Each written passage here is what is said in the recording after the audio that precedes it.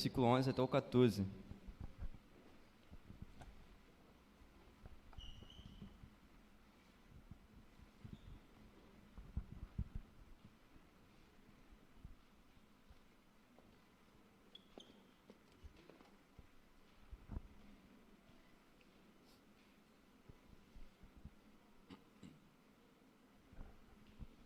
Amém? Acharei?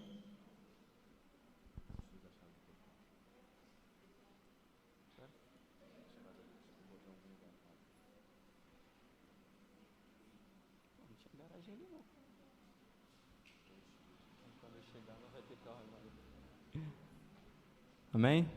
Vamos ler então? Oi? Ah, misericórdia? Eu não falei o versículo, não? É Jeremias 29. Pô, eu pensei que eu tivesse falado. Do 11 até o 14. Eu falei? Falei, né? Jeremias. Foi?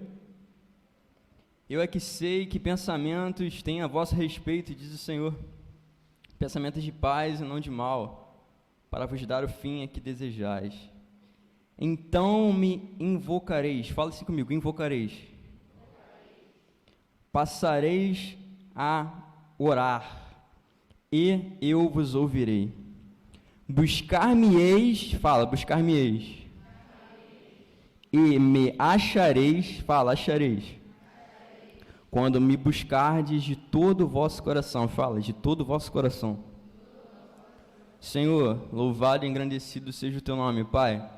Que o Senhor possa derramar a tua palavra sobre as nossas vidas, Deus. Fala conosco, Deus, nós queremos ouvir a tua voz. É a nossa oração no nome santo de Jesus, amém. Busque e acharás. Procure e você vai encontrar. Jeremias, ele foi um grande profeta, foi muito conhecido, junto com Isaías também. E o começo do ministério dele foi ali no reinado do rei Josias, Reino do Sul. O rei Josias, que foi um rei muito bom. Ele, só para a gente se situar aqui, sobre quem era rei Josias e como é que estava ali a época de Jeremias.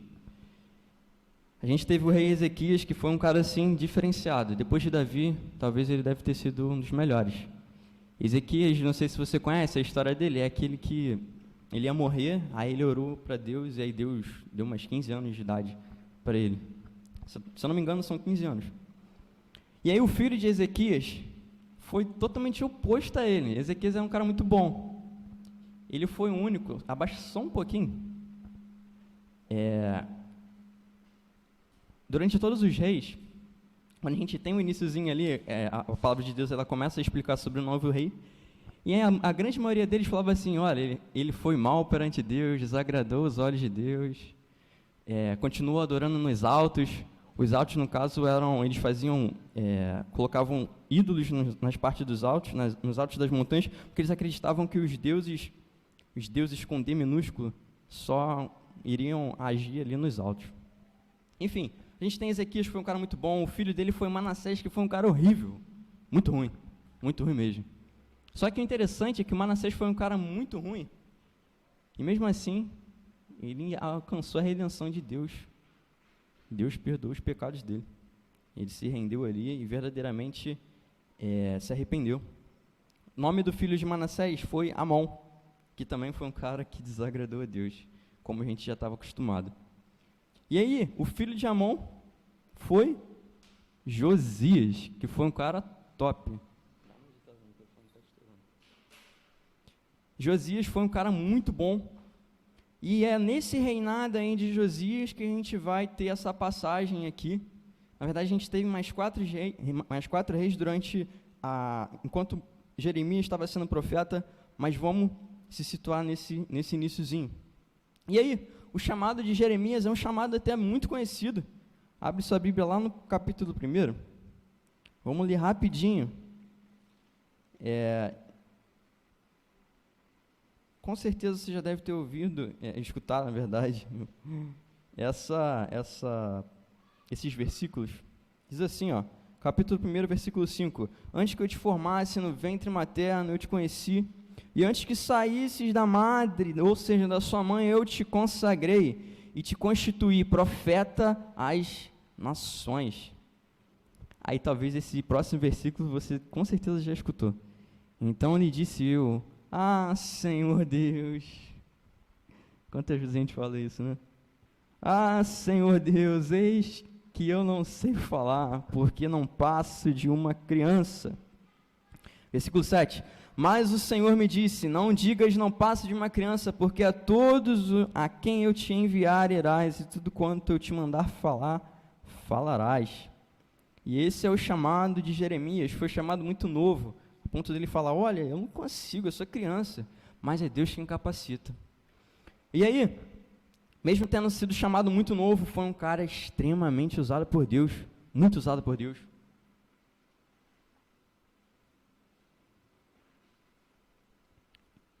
Busque e acharás. Vamos voltar lá para Jeremias, versículo 29, capítulo 29. Busque e acharás. No versículo 1, diz assim, do capítulo 29, são estas as palavras da carta que Jeremias, o profeta, enviou de Jerusalém ao resto dos anciões do cativeiro. Eric, o que está acontecendo aí? Você falou do Ezequias, aí Ezequias teve um filho chamado Manassés, Manassés teve um filho chamado Amon teve um filho chamado Josias, e é nesse iniciozinho aí que Jeremias começa a atuar. Mas aí, tu acabou de ler aí, negócio de cativeiro, o que está acontecendo aí? Com certeza, você já deve ter escutado que o povo foi cativo na Babilônia, por 70 anos. E por que que eles foram levados cativos? Por que que eles foram levados presos? Afinal, há bastante tempo atrás, Deus já havia libertado eles do poderio ali do Egito, Deus já havia libertado eles ali de anos e anos de escravidão no Egito. Moisés perseverou tanto, batalhou tanto para pegar aquele povo de dura cerviz, ou seja, um povo que não tinha controle, que não conseguia controlar, um povo que falava para ele para a direita e ele ia para a esquerda, um povo que enquanto ele subia para pegar os 10 mandamentos, quando ele voltava tinha um bezerro enorme de ouro. Eric, mas o povo não tinha sido liberto, o que está acontecendo? Então, como eu falei, se a gente pegar primeiras reis e segundas reis, primeiras crônicas, segundas crônicas, a gente vai ver muitos e muitos reis, e a grande maioria deles desagradou o Senhor. E quando eles desagradavam o Senhor, Deus ficava extremamente desconfortável com essa situação, ficava triste. Aquele povo estava trocando o lugar de Deus por outras coisas, com ídolos, adorando nos altos, fazendo sacrifício para esses deuses, muitas vezes sacrificavam até mesmo os seus filhos, os seus entes, sacrificavam pessoas, por causa desses falsos deuses.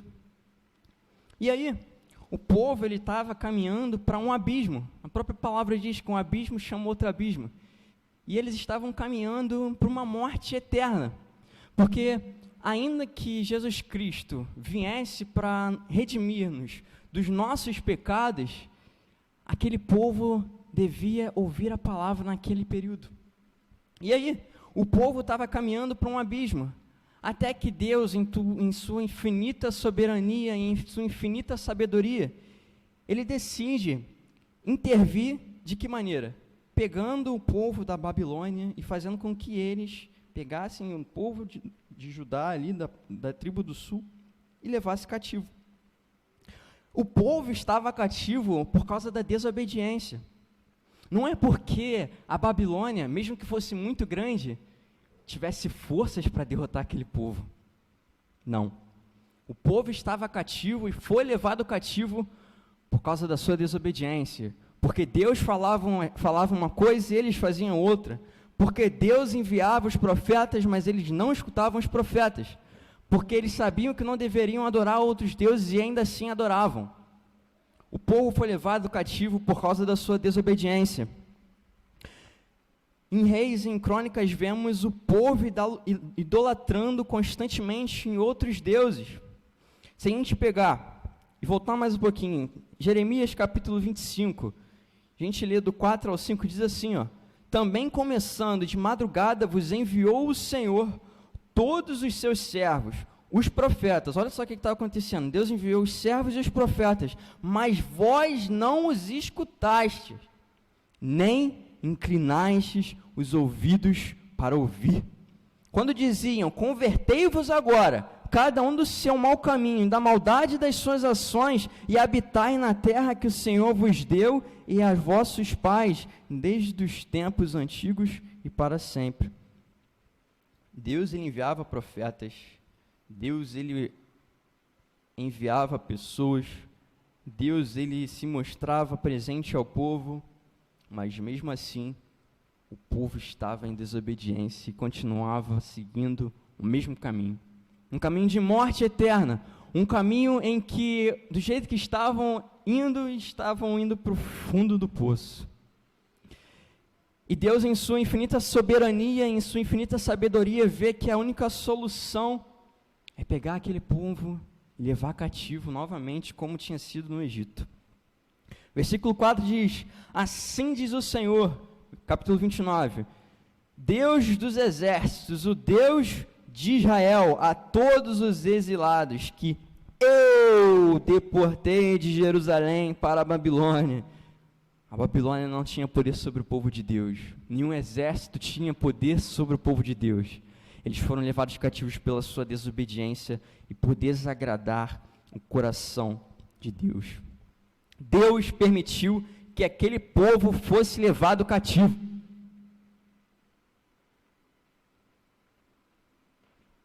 Por que, Eric? Por que Deus permitiu? Mesmo na adversidade, Deus continua sendo Deus. Mesmo quando estamos completamente abatidos, Ele continua sendo Deus. Romanos capítulo 8, versículo 18, estou absolutamente convencido de que os nossos sofrimentos do presente não podem ser comparados com a glória a quem nós será revelada, ou seja, aquilo que você está passando não é nem perto da glória que será revelada a você, quando estiver com Cristo nos céus. Em tudo somos atribulados, porém não angustiados, perplexos, mas não desanimados, perseguidos, mas não desamparados, abatidos, mas não destruídos. Ainda que aquele povo estivesse sobre o jugo de um povo mais forte do que eles, busque e acharás.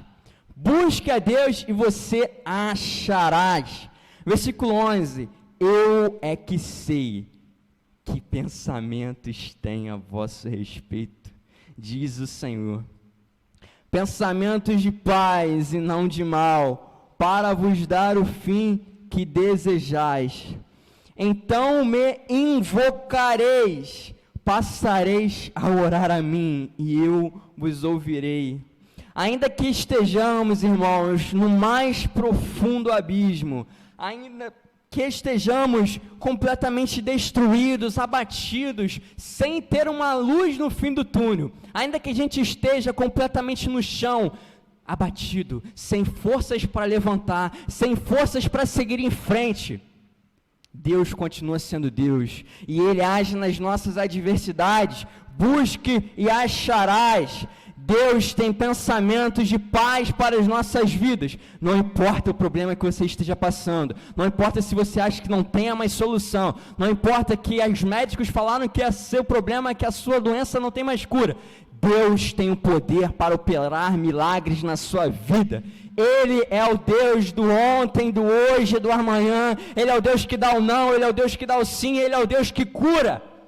Deus tem o poder sobre toda a adversidade, e os pensamentos que Ele tem para a nossa vida são pensamentos de paz, ainda que a gente ache que o mundo está um caos, ainda que a gente ache que estamos destruídos e abatidos, Ele tem pensamentos de paz para a sua vida. Mas precisamos tomar uma atitude. Então me invocareis, passareis a orar a mim, e eu vos ouvirei. Então me invocareis, passareis a orar a mim, e eu vos ouvirei. Irmãos, Deus, Ele já fez tudo o que Ele podia por nós. Desde a fundação dos séculos, o Cordeiro já seria morto, e Ele já estava preparado para isso. E o Pai enviou o seu único Filho, o seu Filho amado, para morrer por nós. Certamente Ele tomou sobre si as nossas enfermidades e as nossas dores. Nós o reputávamos por aflito, ferido de Deus e oprimido, mas Ele foi transpassado pelas nossas transgressões e moído pelas nossas iniquidades. O castigo que nos traz a paz, o castigo, a morte eterna, a ira que viria sobre nós, ela foi sobre aquele Cordeiro que foi crucificado. Nós merecíamos aquela dor, mas Ele passou aquela dor por nós. Todos nós andávamos desgarrados como ovelhas, cada um se desviava pelo caminho, mas o Senhor fez cair sobre Ele, Cristo, a iniquidade de nós. Ele foi oprimido e humilhado, mas não abriu a boca. Todavia ao Senhor agradou morrê-lo, porque naquele momento em que Deus moeu o seu Filho, e Ele olha para os céus e fala: Senhor, Senhor, por que me desamparaste? Naquele momento, onde todo o céu se faz em trevas, Ele estava levando sobre si as nossas enfermidades. Naquele momento em que tudo se faz trevas, Ele estava morrendo e nos salvando da ira e do pecado que viria sobre nós. Quando Ele, lá no Getsemane, Cristo, Ele fala: Senhor, meu Deus, afasta de mim esse cálice, mas que não seja a tua vontade, mas que não seja a minha vontade, mas a sua. Muitas vezes nós achamos que quando Ele fala sobre afastar o cálice, Ele está falando ali, Ele está antevendo as dores que Ele passaria, a humilhação que Ele sofreria, os chicotes que viriam nas costas dEle. Ele talvez estivesse pensando ali na traição que Ele havia sofrido, naquele povo do Sinédrio, e quando Pilatos Ele fala e Ele coloca Cristo em meio à multidão, e aquela multidão que há semanas atrás falava Hosana, Hosana, Maranata, aquela mesma multidão fala: crucifica-o, e Ele começa a cair e a colocar o rosto em terra, e Ele chora e Ele sua sangue. Mas ali, irmãos, Ele não está antevendo essas coisas, mas o medo que Cristo estava sentindo no coração era porque naquele momento em que estava na cruz, toda a ira de Deus iria sobre Ele. Toda a ira de Deus que deveria ir para nós, pecadores, iria para Cristo. Irmãos, Cristo fez coisas extraordinárias para nós. Tudo que Deus poderia fazer por nós, irmãos, Ele já fez. Tudo que Deus poderia fazer por nós, Ele já fez. Ainda, eu sempre falo muito isso lá na juventude, eles já até sabem o que eu vou falar. Ainda que Deus possa abrir a nossa cabeça e colocar o amor dEle dentro dela, Ele não vai fazer isso, porque Ele quer adoradores que o adorem em espírito e em verdade, porque Ele não quer que a gente seja trabalhadores, Ele quer que a gente seja adoradores. Ele não quer que a gente adore Ele como robôs. Sim, não, ai meu Deus, eu vou fazer isso porque se eu não fizer eu vou para o inferno. Ai meu Deus, eu vou fazer isso porque se eu não fizer, ai meu Deus. Ele quer adoradores que o adorem em espírito e em verdade, que estejam dispostos a entregar as suas vidas completamente para Ele. Deus tem poder sobre as enfermidades, Deus tem poder sobre as adversidades, mas a busca, meus irmãos, deve partir das nossas vidas. Tudo o que Ele podia fazer, Ele já fez. Ele já mandou o Filho para morrer por nós, crucificado. A busca deve partir de nós. Buscar-me-eis e me achareis, quando me buscardes de todo o vosso coração. Pedi e dar-se-vos-á, buscai e encontrareis, batei e abrir-se-vos-á, porque aquele que pede recebe, e aquele que busca encontra, e ao que bate a porta será aberta. Busque e encontrará. A iniciativa deve partir de nós, se queremos ser usados por Deus, se queremos que Ele haja nas nossas vidas, se queremos sair daquele poço que nós não vemos solução, que nós não vemos a luz no fim do túnel, devemos tomar a iniciativa de buscá-lo, devemos tomar a iniciativa de procurar Ele. Busque e encontrarei, buscar-me-eis e me achareis, quando me buscardes de todo o vosso coração. O que Deus espera de você não é 30, não é 20, não é 70, mas é 100% de você. Deus, Ele quer que você se entregue verdadeiramente, entregue o seu coração genuinamente para Ele, porque Ele quer agir. Mas você tem que tomar a iniciativa. Busque e acharás. Versículo 14: serei achado de vós, diz o Senhor, e farei mudar a vossa sorte. Congregar-vos-ei de todas as nações e de todos os lugares, para onde vos lancei, diz o Senhor. Tornarei a trazer-vos ao lugar de onde vos mandei para o exílio. Olha o que Deus estava falando, olha, vocês me desagradaram, olha, vocês estão cativos, olha, vocês estão passando por dificuldade, mas eu continuo sendo Deus. E olha, sabe como você vai sair dessa dificuldade? Sabe como você vai sair dessa enfermidade? Sabe como você vai sair do fundo do poço? Me buscando. Mas Pai, como que eu devo te buscar? De todo o vosso coração.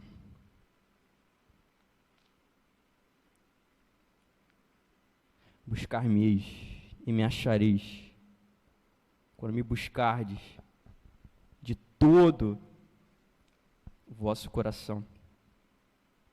Quando aquele povo começou a clamar, e quando aquele povo começou a buscar Deus intensamente, Ele dos céus ouviu o clamor daquele povo e o socorreu.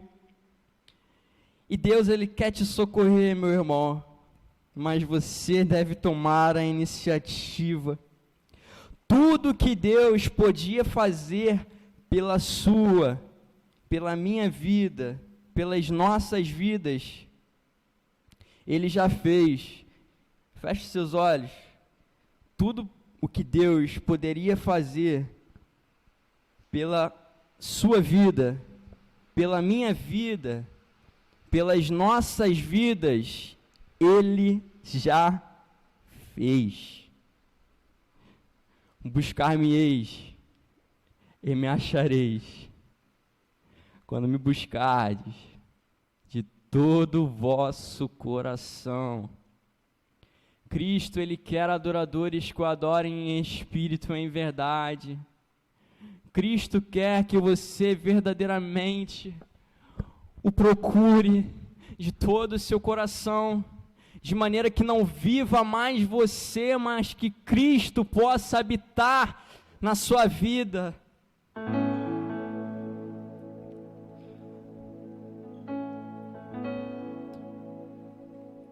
Eu não sei como você entrou aqui hoje. Eu não sei os problemas que talvez estejam no seu coração.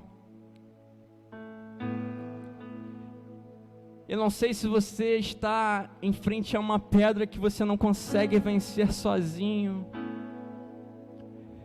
Eu não sei se você está completamente preso em um vício que você não consegue vencer sozinho. Eu não sei o que você está passando, mas Deus quer que você saia daqui diferente da maneira que você entrou. Aleluia, Deus. Ó Pai, a Tua presença é real, Deus. Deus, nós não queremos sair daqui, Deus, como nós entramos. Ó Deus, cria em nós um coração puro e renova, Deus, dentro de nós um espírito inabalável, Deus. Nós precisamos de Ti, ó Deus, porque sem o Senhor nós não somos nada, Deus. Pai, sem o Senhor nós não somos nada. Ó Deus, vai tocando agora, Pai, naquela adversidade, ó Deus. Deus, nos ajude, ó Pai, a Te buscar de todo o nosso coração, ó Pai. Porque quando assim fizermos, nós com certeza o acharemos, Deus. E a Tua glória será sobre as nossas vidas. Ó Deus, como nós precisamos de Ti, Deus. A nossa alma tem sede de Ti. Porque está batida a minha alma, porque Te perturbas dentro de mim. Espera em Deus, pois eu ainda o louvarei. Ele é o meu auxílio, Deus meu. Não importa, meu irmão, a adversidade que você esteja passando, busque e achareis. Busque e achareis. Busque, Ele se revelará para você. Busque e você encontrará uma intimidade genuína com Cristo. Aleluia, Deus. Nós precisamos. Preciso de Ti.